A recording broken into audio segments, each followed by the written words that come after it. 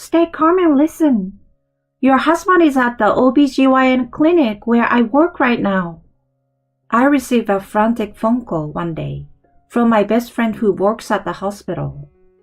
I wondered what on earth my husband would be doing at the OBGYN clinic. What do you mean? Is he there by himself? No, he came with a pregnant woman who is showing quite a bit. He doesn't have any sisters or pregnant relatives that I know of. I was suspicious. Could you be mistaking him for someone else? Maybe someone who just looks like my husband? It's definitely him. I remember his face from your wedding, right down to the position of his mole. I can't be wrong. Plus, I heard the pregnant woman calling out your husband's name. Hearing that, I told her with urgency in my voice, "All right, I'm on my way. Please watch until the end to see how this tumultuous situation unfolds." My name is Madeline, a 33-year-old working housewife. After graduating college, I got a job at a major online retailer. I'm still there, now as a team leader. It's busy, but a rewarding life. I met my husband Lance through a friend when I was 28. He worked at a small to medium-sized company. I was immediately drawn to his refreshing and kind demeanor, and we started dating. For context, he was earning around $1,400, while I made almost twice that. Even though I earned more, I was content as long as I was with him. So when he proposed, I happily accepted. We rented an apartment halfway between our workplaces and started our life together. He was great with household chores, and we enjoyed a happy newlywed life. He often said back then, "I'd love to have kids soon after we get married. I really like kids." Would you prefer a boy or girl? Either one.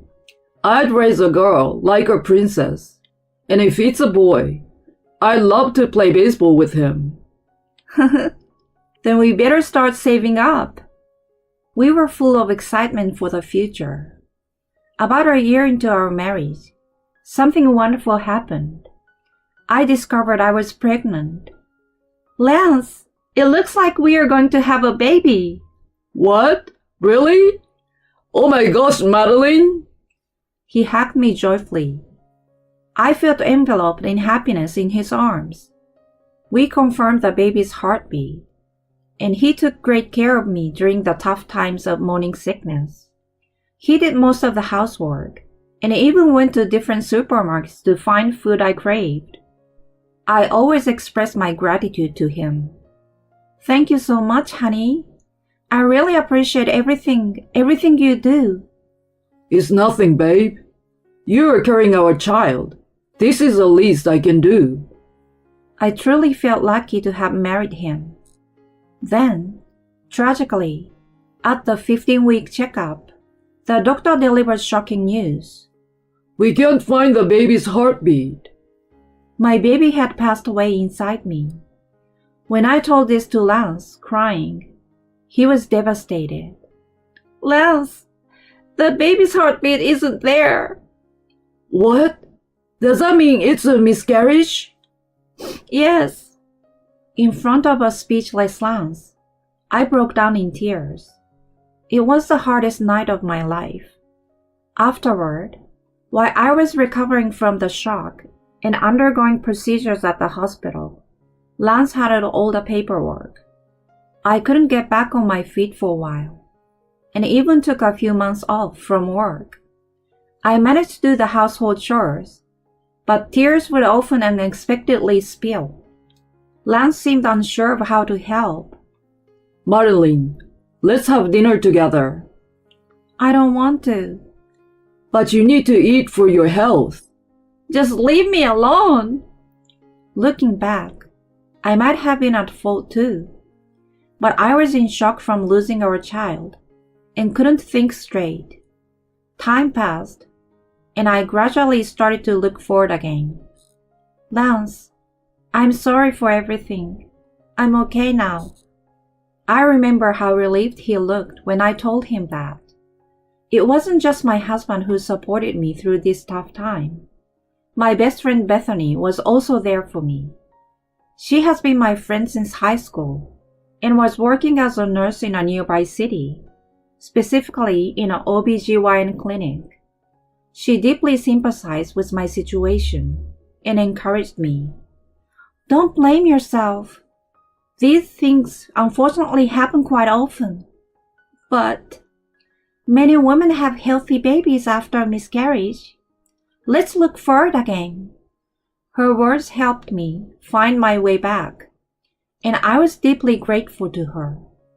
Life with Lance continued, but ever since the miscarriage, things were a bit awkward between us, and our conversations dwindled. About a year later, Lance started to get busier at work and was often away from home. He did overtime until past 10 p.m. on weekdays and worked on early Saturday or Sunday. The household chores increased, but I didn't say anything. I started to think it might be time to prepare for another baby.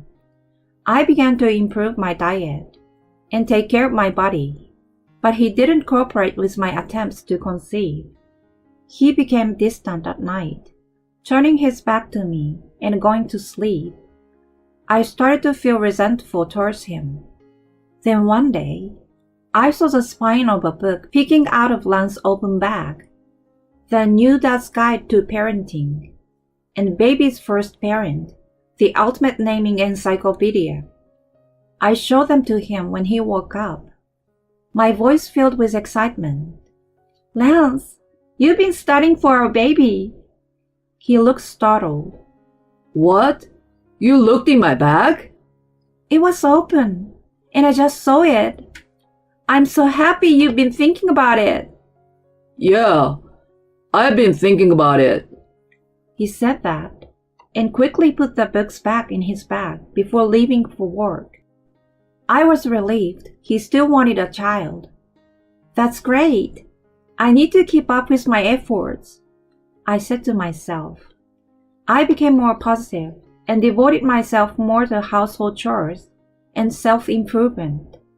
Then, on a Saturday, when Lance said he had to work, I finished my chores in the morning and was relaxing at home when I got a call from Bethany. Why is she calling me now? As I wondered, I answered the phone and heard her voice almost panicking. Hi, Madeline. What's your husband up to? He's at work. Why? Stay calm and listen. Your husband is at the OBGYN clinic where I work right now. What? Why on earth would Lance be at an OBGYN clinic? I remembered she recently started working at the clinic near my neighborhood. What do you mean? Is he there by himself? No, he came with a pregnant woman who is showing quite a bit. He doesn't have any sisters or pregnant relatives that I know of. I was suspicious. Could you be mistaking him for someone else? Maybe someone who just looks like my husband? It's definitely him. I remember his face from your wedding, right down to the position of his mole. I can't be wrong. Plus, I heard that pregnant woman calling out your husband's name. Hearing that, I told her with urgency in my voice, I'm on my way. Stall them if they look like they are leaving. After hanging up, I quickly got ready and rushed out of the front door. In about 15 minutes, I arrived at the OBGYN clinic where Bethany works. As I was catching my breath, the automatic doors of the hospital opened, and there were Lance and an unfamiliar woman, arm in arm. He, the woman, and I were now facing each other in front of the clinic. My husband's eyes widened in shock when he saw me. Lance, what is this all about? I asked as calmly as I could. Madeline, why are you here? That doesn't matter right now. What are you doing here with this pregnant woman at the OBGYN clinic? I want to know that. Then, He went pale and climbed up. Passerby and hospital staff looked at us curiously. The pregnant woman clinging to him then spoke up. Let's talk about this somewhere else, not here. Who the hell are you? Introduce yourself first. I'm Rachel. Let's move to that cafe over there. As we entered the cafe, Lance naturally sat next to her. It seemed like I already had my answer right then. Lance, explain this. What the F is going on? The baby is actually mine. Though I was somewhat prepared, this revelation hit me like a bolt of lightning. What do you mean? I'm your wife. Please calm down, ma'am. Rachel interrupted. Who the F are you to say that? Did you get involved with him knowing he's married? Yes. Yes? So you knew he was married? She began to cry, shaking as she spoke. I started working at his company last year. As we worked together, I found myself increasingly drawn to him. And he reciprocated my feelings. Feeling dizzy, I turned back to Lance. Is what she's saying true? Yes, it's true. What were you thinking? He began to speak quietly as I held my head in my hands. Well, after the miscarriage, you became prickly, and the atmosphere at home was so bad I didn't want to come back. That's when I met her. You met her and that led to having a child? You know I've always wanted kids, right? You might have another miscarriage. But I thought a young woman like her would definitely bear my child. I reached my breaking point right then and there. Not only had he betrayed me, but he was also implying that it was somehow my fault. I couldn't forgive this. I no longer needed such a husband. I tried to keep my voice steady as I spoke to him. Are you saying this is my fault? Well, yeah. You couldn't have a child after all. And you think that justifies your affair? Rachel butted in. But a woman who can definitely have a child is better, right? You stay out of this. She looked frightened at my loud voice, while Lance glared at me, holding her shoulder. Don't raise your voice. She's pregnant, for goodness sake. Lance. She looked up at him, her eyes watery, totally wrapped up in their own world. Suddenly, everything seemed so ridiculous, and I calmed down. I see. You do seem very close. Fine. I will step back. You will?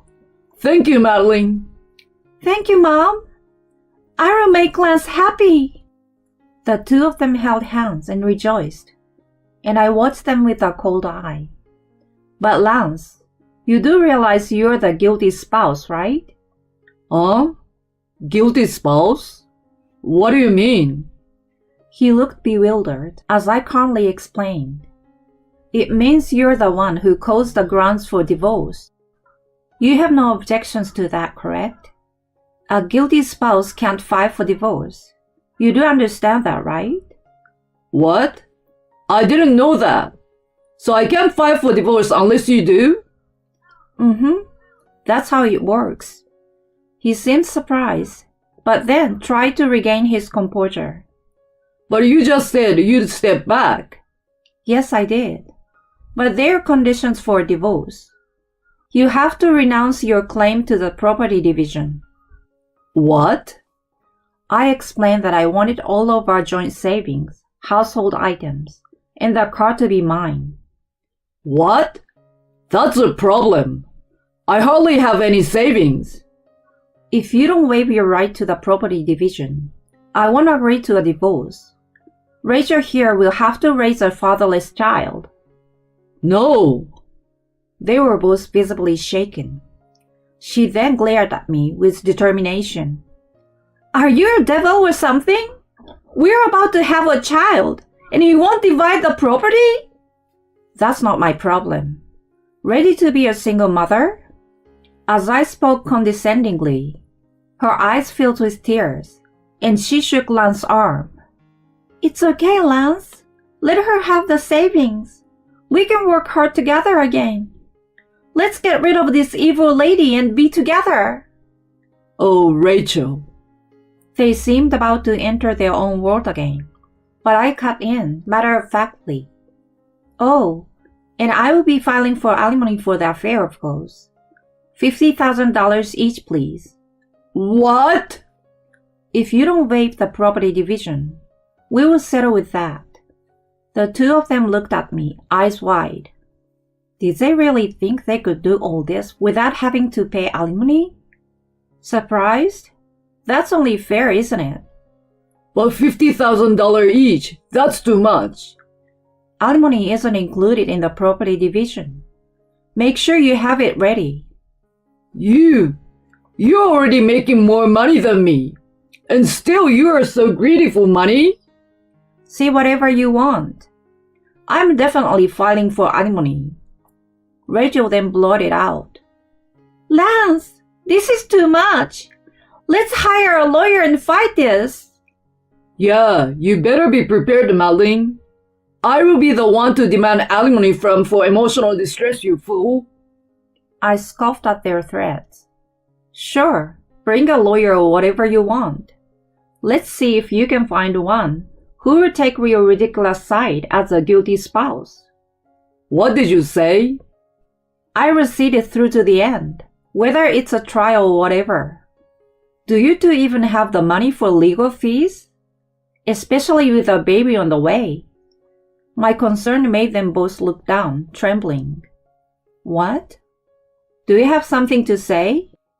She yelled at me, her face smeared with tears and snot. You're evil! This is exactly the reason why he left you for me. I raised my voice even louder. I'm telling you, I'm giving you that man. If you understand, then pay up and enjoy your miserable lives together, you scum! Leaving the two of them trembling in fear, I walked out of the cafe. Eventually, my divorce from Lance was finalized. We agreed on no property division and $50,000 in alimony.